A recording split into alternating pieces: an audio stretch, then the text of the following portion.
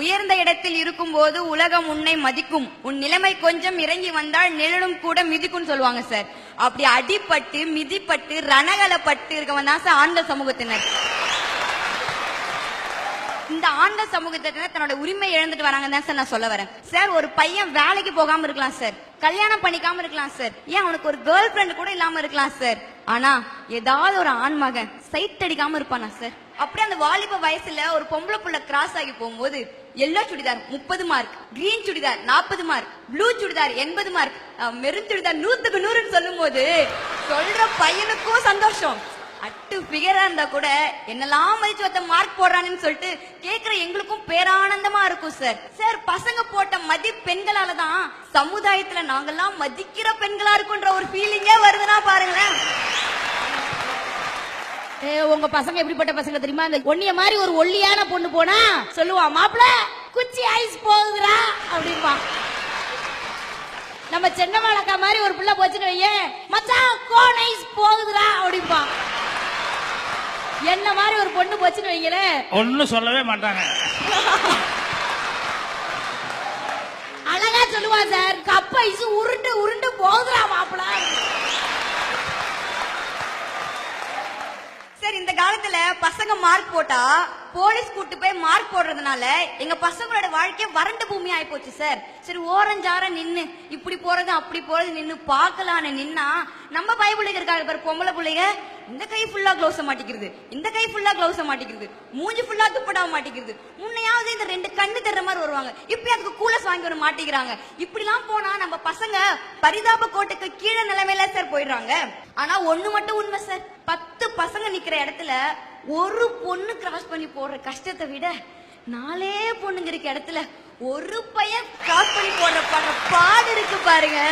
ஐயோ முன்னெல்லாம் பாத்தீங்கன்னா காலேஜ் போவே ஜாலியா இருக்கும். ஐயோ எப்படா காலேஜ் லைஃப் வரும், பசங்க வருவாங்க பொண்ணுங்க வருவாங்க, அப்படியே லைஃப ஜாலியா என்ஜாய் பண்ணலாம்னு இருக்கும். பசங்க சும்மா வருவாங்க பாருங்க சார், ஹேர்ஸ்டைல் தலை கலைச்சிட்டு வந்தா ரஜினிகாந்த் சார் மாதிரி இருப்பான், அப்படியே தலை கொஞ்சம் படிய வாழிட்டு வந்தா உலக நாயகன் சார் மாதிரி இருப்பான், கொஞ்சம் கலைஞ்சும் கலையாம வந்தா இளைய தளபதி சார் மாதிரி இருப்பான், அதே தலையில டை அடிக்காம வந்தாங்க அல்டிமேட் தலை மாதிரி இருப்பான் சார். ஆனா இந்த காலத்துல உள்ள வரும்போதே ஷார்ட் ஹேர் கட் பண்ணிட்டு வரணும், தாடிய கிளீன் ஷேப் பண்ணிட்டு வரணும் சார். ஒரு பையன் வீட்டுக்குள்ள போகும்போது ஹேர் கட் பண்ணிட்டு போனான்னு வச்சுக்கோங்களேன், அவங்க அப்பா கேட்பாரு என்னடா ஹேர் ஸ்டைல் இதுன்னு. அவங்க அப்பாக்கு அந்த ஹேர் ஸ்டைல் பிடிக்காது. சரி அவங்க அப்பாக்கு பிடிச்ச மாதிரி ஹேர் ஸ்டைல் வச்சுட்டு போலான்னு பார்த்தா அது அவங்க ஹெச்ஓடிக்கு பிடிக்காது.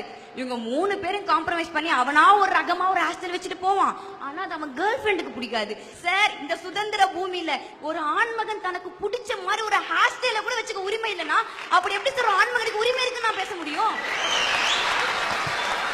அந்த காலத்துல பையன் எதுன்னு தெரியும், பொண்ணு எதுன்னு தெரியும். ஒரு சாரி கட்டியிருந்தா அது பொண்ணுன்னுவோம், வேஷ்டி சட்டை கட்டியிருந்தா அது பையனுவோம். கொஞ்சம் ஜெனரேஷன் டெவலப்மெண்ட் ஆச்சு, ஒரு சுடிதார் போட்டுட்டு இருந்தா அது பொண்ணு, பேண்ட் ஷர்ட் போட்டுட்டு இருந்தா அது பையன். இந்த காலத்துல எது பொண்ணு எது பையன் தேடி கண்டுபிடிக்கிறதுக்கு ஒரு தனி டீம் அமைக்கணும் போல சார்.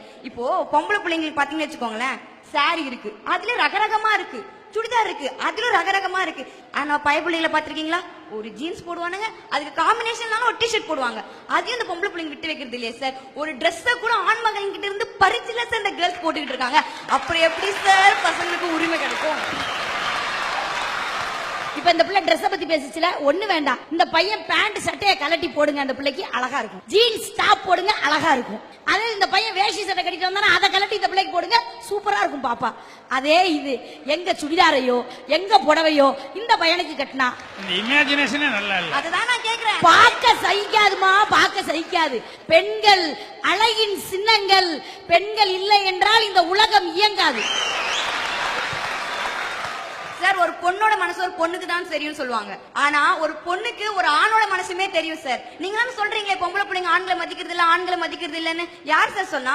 ஒரு பையன் எந்த அளவு தியாகம் பண்றன்றது ஒரு பொண்ணுக்கு தான் தெரியும். சின்ன வயசுல பாருங்க, அக்கா தங்கச்சி கூட பிறந்த பையன் எல்லாம் சாக்லேட் தியாகம் பண்ணுவான், அது அவன் தலையெழுத்து, அவன் பண்ணிதான் ஆகணும். லவர் வச்சிருக்கலாம் அவன் பர்ஸ தியாகம் பண்ணிதான் ஆகணும். கல்யாணம் பண்ணவேன்னா தன் மனைவிக்காக தன் பிள்ளைங்களுக்காக லோன் வாங்கி லோன் அலைஞ்சுதான் ஆகணும். இப்ப பாத்தீங்கன்னா மனைவி இருப்பாங்க, வீட்டுல அம்மா இருப்பாங்க, ஆபீஸ் போனா பாஸ் இருப்பாங்க, இத்தனை பேர் இருந்தாலும் அவன் திட்டு வாங்கிதான் ஆகணும். வேர்வைகளுக்கும் தியாகங்களுக்கும் நடுவுல வாழறதான சொன்ன ஆண் மகன். இப்போ நம்ம பொம்பளை பிள்ளைங்க எவ்வளவு பேர் வைக்கலாம், ஆனா பசங்களுக்கு எவ்வளவு பேர் இருக்கு தெரியுமா? வீட்லயே உட்காந்து வச்சுக்கோயேன் அவன் சோம்பேறி, என்னடா சோம்பேறின்றாங்களேன்னு வெளிய போன நினைச்சுக்கோங்களேன், அவன் உதவாக்கார.